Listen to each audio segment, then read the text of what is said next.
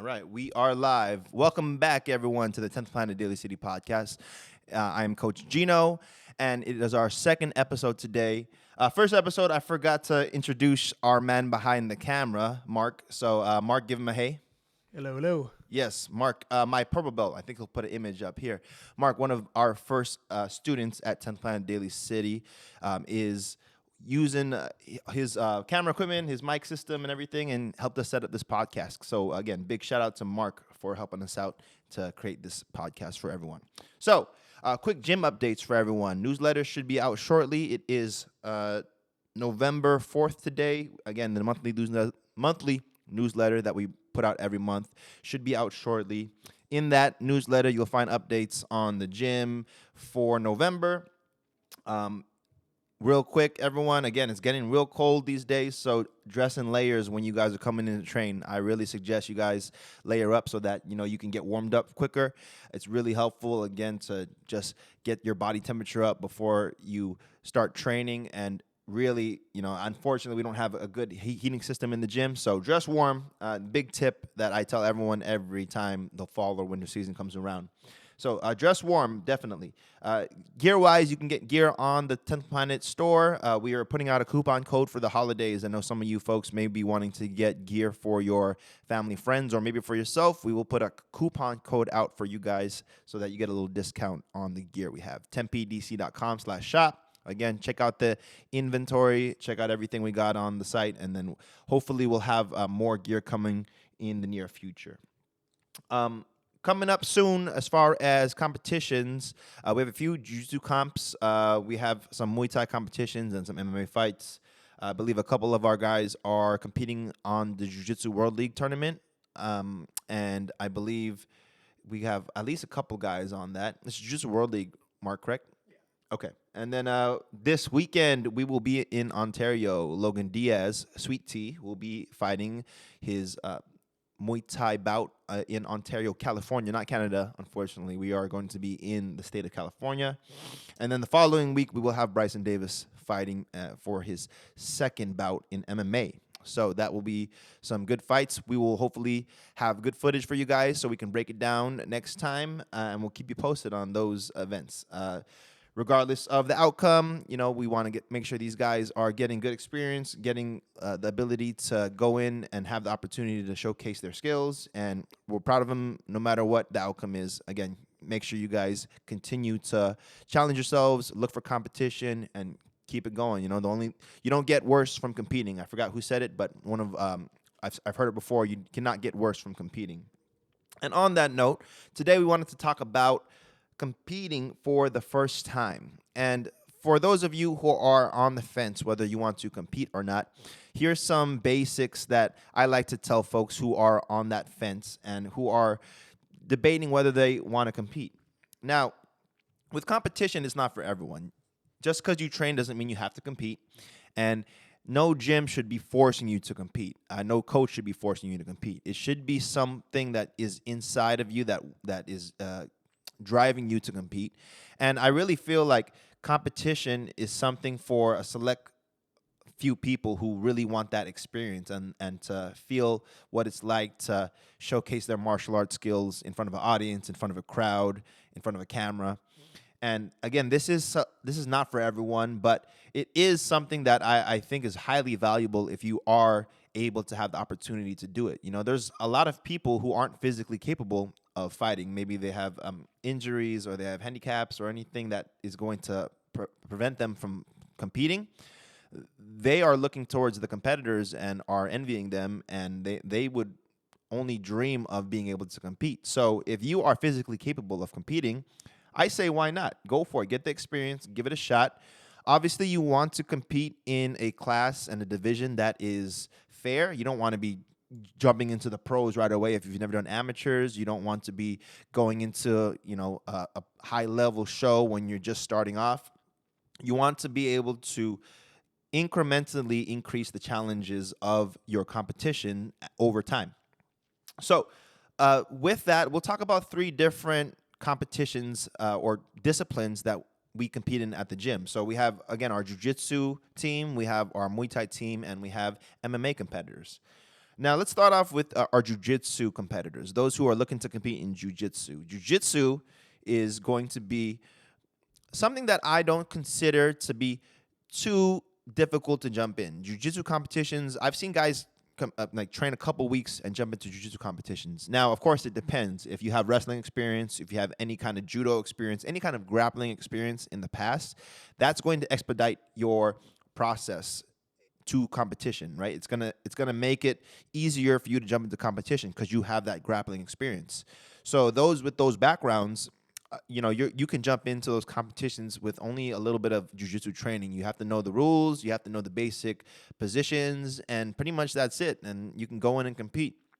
It's not as dangerous as going into competitions where you're taking blows to the head, like Muay Thai, boxing, or MMA. So with jiu-jitsu competitions, the main thing you need to focus on first is, again, understanding the rules of the competition. Not every competition is going to have the same rule set. Some of them will have all submissions legal. Some of them will limit the submissions. Some of them will allow, different moves that are okay in your gym, and some of them will not. And it really just depends on the tournament and which tournament you sign up for. It could vary. So when you're thinking about jiu-jitsu competitions again, or thinking about competing at all, always communicate with your coach and your teammates. Let them know that you want to compete and get their take on it. You want to get an opinion so that you know where your skill is at. You want to know what their opinion is if you trust them, and go for it. I really, again, it's something that it's valuable. It's something you cannot really compare to anything else. Be going out there and trying to choke and joint lock someone. It's very interesting and sometimes very intimidating experience, but super valuable, and it's going to change your perspective on your game. It's going to help you understand what you need to work on. It's going to give you that valuable footage that you see of yourself in a high pressure situation. In the gym, there's a certain amount of pressure you'll get, but it's nothing like competing in front of a group of people, your teammates, and everyone cheering your name on, the refs there scoring points and everything, the judges are there, with the timers. That's a whole new experience that it's really cool for me and for a lot of people. And if it's not for you, it's not for you. But again, it doesn't hurt to try it once. You can always tap out any situation that causes an issue, and you'll be safe. So if you're thinking about competing in jiu-jitsu, talk to your coach. Think about it. Think about your game. Go for it, I say. And again, if you have questions about it, let us know in the comments. We'll try to address those. With that, we're going to talk about some other disciplines that we can also compete in. For example, Muay Thai. Now, Muay Thai is a little different trying to compete in Muay Thai than in jiu-jitsu. So in a Muay Thai bout, you're obviously taking blows. You're taking kicks, punches, knees, and sometimes elbows, depending on the rule set. And you're going to have to be careful with how you take that bout. And if you're sometimes outmatched, or sometimes if you're put in a position where you're fighting someone too big or someone too experienced, it could be really dangerous.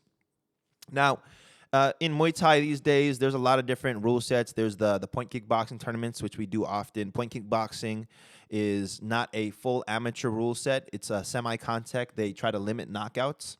That's a cool format for those who want to try striking, but don't want the full experience of going for 100% knockouts like they do in the amateurs or the pros. And I think it's a good, valuable way for you to get that striking experience in.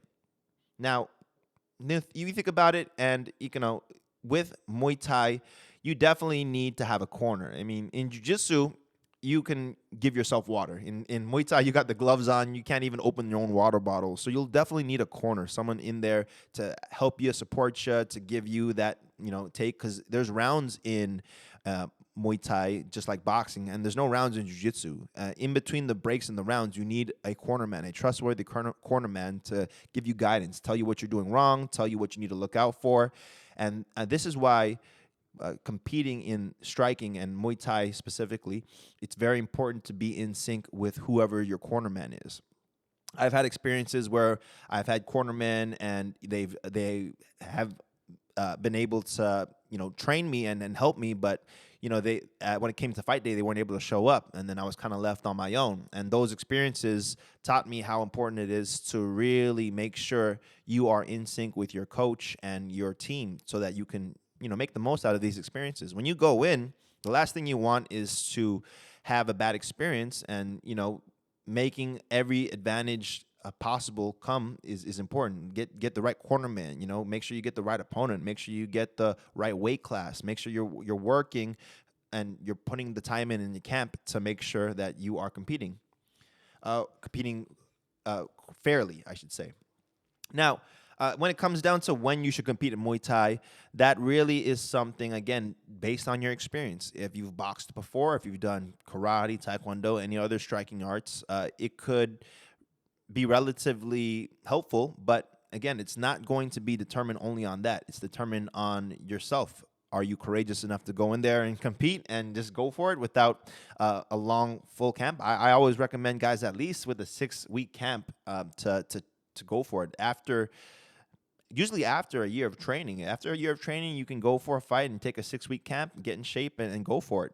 But it really depends. Again, you really should talk to your cornerman if you're thinking about a Muay Thai fight, or your coaches, I should say, your teammates. It's not as casual as just going into a jiu-jitsu tournament and then rolling. This is a fight, and this is where you're going to get hurt if you are not prepared properly. And again, it's very, very important you communicate this with your team.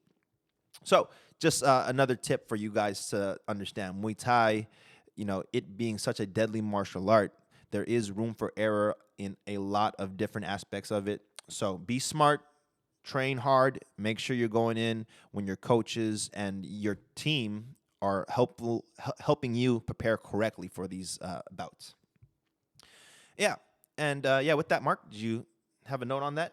Yeah, I think one thing that was on my mind in my first jiu-jitsu competition was weight. So maybe if you wanted to talk about, how people should approach weight, and then also, yes, good point. People that try to cut too much, and another good point. Jiu-jitsu, so okay, let's talk about that weight. Okay, now what weight should you compete at? Okay, Muay Thai or Jiu-Jitsu, weight is very, very important. Now, in most traditional martial arts, they don't consider weight an issue. They just, you never know who you're going to fight, yada, yada, all that stuff.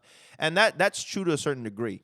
But when it comes to competition, not self-defense, when it comes to competition, weight is a very big factor. You need to be in the proper weight class. Now, you don't want to be fighting guys that are too big where you'll be outsized, and you don't want to be going down too small of a weight class where you're drained and you don't have the energy and the ability to execute your techniques properly. So where should we be at when we are thinking about weight? Now, first off, you should be training and you should be in shape. And that's the first key to understanding your weight. If you're in a good training regimen, if you are consistently training and you are usually around a certain weight class when you're training hard, that weight class you're in is not necessarily the weight class you're going to compete in. Let's say, for example, myself, I would usually walk around 170 during my times of competing. And my walking weight when I was training 5-6 days a week was 170. Now, when it came down to competition, I would go down as low as 145. And you see that drastic weight difference, and you may think like, oh man, that's crazy. How did you get down to that weight? Keep in mind, I was only at that weight for maybe an hour or two, right? And you're not going to be stuck at that weight class you're competing at for a prolonged period of time. You're going to make that weight for a day at max, and then you go back to your weight. Now, this seems crazy to a lot of folks who don't compete in martial arts, but this is how it's done. If you want the size advantage, you have to remember your opponent wants that too. They're going to be cutting down that weight. They're going to be putting that effort in to make sure they're in shape, and they're going to get down to that weight for that day and then gain that weight back come the time of competition. A lot of competitions will be weighing in either a day, sometimes hours, sometimes right before your match. So that's another thing to consider. When are you weighing in? In jiu-jitsu competitions, there's a lot of jiu-jitsu competitions that make you weigh in right before you step on the mat. So with those, you're not allowed to cut a drastic amount of weight. In those kind of competitions, I would maybe try to compete at 160 if I was walking around at 170. That's a 10-pound weight cut. That's not too drastic. That's not going to drain me. But if I have a full day, I would go to that 145 class. And then, in between those weight classes, you can go ahead and dictate what's going to work for you depending on who your opponent is and, again, how important that matchup is for you. I've competed all the way up at 175 and the absolute division in Jiu Jitsu. Absolute divisions, there's no weight class. In Jiu Jitsu, you can get away with that a little bit more if your technique is good, and it's fine. You don't want to do absolute for Muay Thai or MMA. You definitely do not want to be taking punches from a heavyweight when you're a lightweight. It is not a good combination to be taking blows of a guy that size compared to your size. So again, when you're thinking about weight, it's going to depend on what discipline you're competing in. It's going to depend on your skill level, your ability to diet, your ability to train hard, the time you have provided. If you're working full time, it may be hard to cut that weight. If you've got all the time in the world to cut weight, you should be doing it. And whether you like cutting weight or not, I don't think anyone likes cutting weight, but whether you like the challenge or the experience of it, it doesn't matter. You have to make sure you are putting the proper work in so that you can compete and get the win. At the end of the day, you want to win. No one wants to go in competition and lose. You have to take every advantage you can within the rule set so that you can get the victory. And if you're not, you're selling yourself short. That's my opinion. If you disagree, you disagree. But talk to any high-level martial artist. Talk to them if they cut weight. It's almost 100%, maybe 90%, that they all cut some sort of weight so that they compete and they can be at a weight where they have the advantage. Now, again, to each his own. Some guys don't cut too much weight because they like having the ability to have the energy to move around and being quicker and having the speed advantage and being a smaller opponent. That's fine. But again, these are high-level martial artists who've been doing it for years, who understand their bodies and their styles. There's a lot of folks who don't realize how much weight they can lose within one day. And if you're one of those, I challenge you, wake up one day, check your weight after you've relieved yourself and you've taken all the liquids and all the excess weight that you've gained from the previous day out of your system. Weigh yourself then before you drink anything or eat anything. And then go one day of a fast, okay? You can have maybe a little water, but if you go one day of a fast, see how much weight you can drop, and it's pretty drastic. And on the flip side of that, also, check your weight in the morning and go for a normal day of eating and see how much weight you can gain within one day. That's also a thing that you should understand. People have this misconception of weighing themselves in the middle of the day and thinking that's the weight they're at. And it's not necessarily that weight. Maybe you had a big meal yesterday. Maybe you had a weekend of buffets. Maybe you are drinking a ton of water one day. It's not going to be the same. You have to understand your weight. You have to understand how your body processes calories, foods, liquids in order for you to really be efficient with the weight cut. So make sure if you are planning to compete, prioritize that weight cut as well as your training. Prioritize what weight you're going to compete at, because that's a part of the game, and it's something that every martial artist who competes has to be ready for. So with that, let's talk about the last discipline with competing for your first time, and that's MMA. Now, with MMA, a lot of people want to jump into MMA. It's an exciting sport. It's something that everyone watches in the UFC. They want to test themselves. They want the ability to go in and just strike, grapple, do whatever they want in there. And it's kind of a freedom for you to use all your techniques together. Excuse me. So when we think about this, folks who maybe have a little bit of experience, let's say they've got a little bit of stand-up, a little of grappling, whether it be like boxing, karate, and then they're grappling maybe judo or wrestling. They got a little bit of each in their tool belt, and they want to go and compete. That's fair. You can do that. But again, you have to be smart when you're talking about competing. You have to talk to your team. You have to make sure your coach is in line with you. MMA is like one of those Muay Thai experiences where you need a cornerman, a reliable person to be on the outside, giving you tips, giving you advice, giving you the proper guidance for you to be successful in there. And if you don't, then you're going to be limited and you're going to be hurt possibly. You can be embarrassed, and it's something that no one wants to feel. With MMA, I highly recommend at least a couple years training in each discipline, jiu-jitsu and Muay Thai. At least a couple years. I highly recommend that. Again, if you have wrestling, if you've been boxing since you were a kid, if you've been wrestling since you were a kid, you can get away with it. But again, obviously you've had more than a couple years of experience, and you're able to handle that level of competition. MMA is a very, very, you know, exciting sport. It's fun. It's got a lot of opportunities there if you do it correctly, but it can also really be deflating if you go in there and you get finished quick, and you can really be intimidated by the lights when you're in there, and the pressure that may arise when you realize, hey, you're going to go into a cage and fight. So our MMA team is small right now, but we are working to build it up and really bring our team up to a level where we can have some pros. Luckily, we have advantage of working with the Scrap Pack team.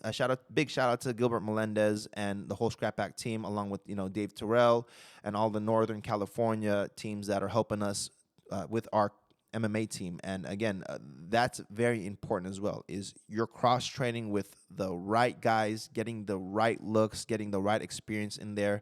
Because, you training in your garage is one thing versus going into a real MMA gym and training with killers. You need to know that you can handle yourself in a room of guys who are experienced, talented, that they can help you and guide you towards what your strategy should be in your competition. In every competition, you need to have a good strategy. You need to have a good game plan. You need to be prepared correctly. Don't take these competitions lightly, even though you may think you're the greatest. You may think you have all these skills and all that. When it comes down to competition, the truth is revealed. And if you're not ready for that truth to be revealed, don't go in there. And for that, again, with all that on competing in competitions, let us know if you guys have any other questions regarding competing for the first time or at the pro level. We'll do our best to answer them accordingly. And with that, we will wrap up today with our kind of roundup of this last weekend's combat sports update. Now, we didn't have many MMA fights this past weekend. I don't think we had. We did have MMA this weekend, didn't we, Mark? We had a UFC bout. Oh, Mark's pulling it up. Now, this past weekend, it may not have been the biggest news, the MMA fights, but what was definitely the biggest news was Jake Paul, Anderson Silva. And my goodness, so bummed to see Anderson get knocked down like that. I mean, he made it through the fight. If you have not watched the fight, there's some spoiler alerts. Jake Paul wins via decision, knocks Anderson Silva down in the last round of their bout. And from what it looked like, Anderson was doing pretty well. He was doing his normal bobs and weaves and, kind of using his cockiness and his confidence to weave and in and out of punches. But, Jake found that, I think it was a right hook, and dropped him in the last round and won the fight. Man, it was not looking forward to seeing Anderson get knocked down like that. I was really hoping he'd get the win. But, we got to respect Jake Paul, even though you may hate him, you may not, appreciate it. The dude is putting in the work. He is going out there and competing. And he's, making guys money. And I can't hate on that. At the end of the day, combat sports is getting more attention, and I'm all about that. I'm all about making sure combat sports stays alive and thriving. Mark, did you pull up the UFC bouts this weekend? Let's see. So, we've got, how could we have forgotten Calvin Kattar, Arnold Allen? Yes, that was the this past weekend's fight. That was an unfortunate one. I did see that fight. How could I forget? Arnold Allen won in the second round. Calvin Kattar hurt his knee in the second round, and it was really unfortunate. I think that one was one of the matchups that everyone was excited to see. But, man, I just really hope that they run that back and get a full fight. Let me see. Arnold Allen. It seems like that knee injury has been happening, like the Yes. kind of freak accident knee injury has been happening recently. Has it happened to Qatar before, or was it? There was, who else was it? Can't remember who else it was. Well, regardless, Calvin Kattar and Arnold Allen, they're both studs. They're both really high-level guys. And Arnold Allen may be moving up in that featherweight ranking real soon, getting that title contention. Only one loss, 19 wins. So, we're watching him closely. But, yeah, knee injuries are very, very common. Speaking of knee injuries, the other fight I watched this past weekend on the same card was Khalil Roundtree and Justin Jacoby.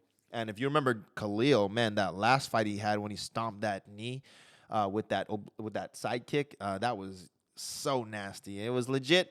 I think he broke the dude's knee in that. A lot of people don't like that kick, but I appreciate that kick, and it shows you got to make sure you have a good Muay Thai stance, not a heavy front leg when you're standing, because anytime you're fighting a high level striker, they can kick that knee and you can get hyperextended and you can end your career with that strike. And these guys are coming in to hurt each other. This is not tennis. These guys are coming in to fight. So you give them an opportunity to hurt you, they're gonna take it. Now with that fight, Dustin Jacoby versus Khalil Roundtree, that went to a decision. And that's another one of those fights where it's debatable whether we score damage more or we score control time. Now, with Jacoby, he wasn't controlling him with wrestling. It was more controlling him with the pace of the stand-up. He was touching him a lot with jabs. He was moving, bobbing, and weaving. He was hitting and tagging Khalil Roundtree a lot. But Khalil was landing the bigger shots. He was throwing heavy shots, but he wasn't throwing in combos. He would throw the shot, and then Jacoby would come back with 5 little piece-up shots. So I felt that the pace was controlled by Jacoby, but the damage was controlled by Khalil. And with that, it really is up in the air. They should be scoring damage first if it's a fight.